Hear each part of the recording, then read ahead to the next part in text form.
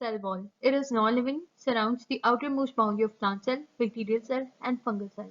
सबसे पहली और इम्पॉर्टेंट बात कि ये नॉन लिविंग होती है और ये सबसे बैरूनी लेयर बनाती है प्लांट सेल की, बैक्टीरियल सेल की और फंगल सेल की।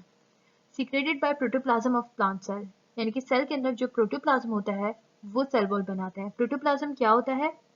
It is basically the colorless material comprising the living part of the cell, including the cytoplasm, nucleus and other organelles। यानी कि ये कलरलेस मटेरियल होता है सेल के अंदर जिसमें जितने भी लिविंग पार्ट्स होते हैं एक सेल के वो आ जाते हैं, जैसे कि साइटोप्लाज्म हो गया, न्यूक्लियस हो गया, दूसरे ऑर्गेनल्स हो गए, माइटोकॉन्ड्रिया, राइबोसोम्स, सेंट्रोसोम्स, ये सारे लिविंग पार्ट्स में शामिल हो जाते हैं और ये सब ओवरऑल प्रोटोप्लाज्म बनाते हैं।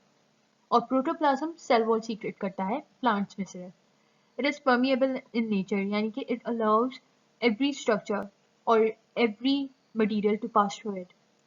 Plant cell wall is composed of cellulose and pectin. जो प्लांट की सेल वॉल होती है वो सेलुलोज और पेक्टिन से बनी हुई होती है। Bacterial cell wall is made up of proteins and carbohydrates. जो बैक्टीरिया की सेल वॉल होती है वो प्रोटीन्स और कार्बोहाइड्रेट से बनी हुई होती है। Fungal cell wall is made up of fungal cellulose and chitin. जो फंगस की सेल वॉल होती है वो फंगल के ही सेलुलोज से बनी हुई होती है और काइटिन से बनी हुई होती है। Cell wall is composed of three main layers: middle lamella, primary wall, secondary wall and sometimes tertiary wall।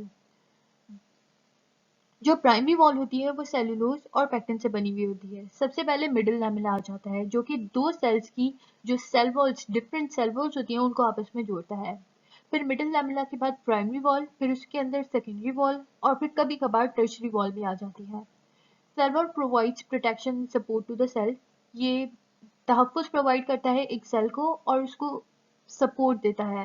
Cell wall helps in transport of material, यानी कि मटेरियल को ट्रांसपोर्ट करने में भी मदद करता है जो कि सेल के लिए ज़रूरी होता है।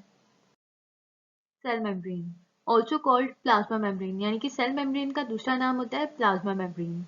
Surrounds nucleus and cytoplasm in all type of cells, यानी कि जितने भी सेल्स होते हैं उनके साइटोप्लाज्म को और न्यूक्लियस को सेल मेम्ब्रेन सराउंड करती है। सेलेक्टिवली परमिएबल मेम्ब्रेन, यानी कि ये कुछ चीज़ों को पास होने देती है और बाकी चीज़ों को पास होने नहीं देती जो कि सेल के लिए फेवरेबल नहीं होते हैं। Prepare itself to some extent, यानी कि सेल मेम्ब्रेन को अगर कुछ भी नुकसान वगैरह हो जाता है या उसके स्ट्रक्चर में तो वो कुछ हद तक खुद को रिपेयर कर सकती है।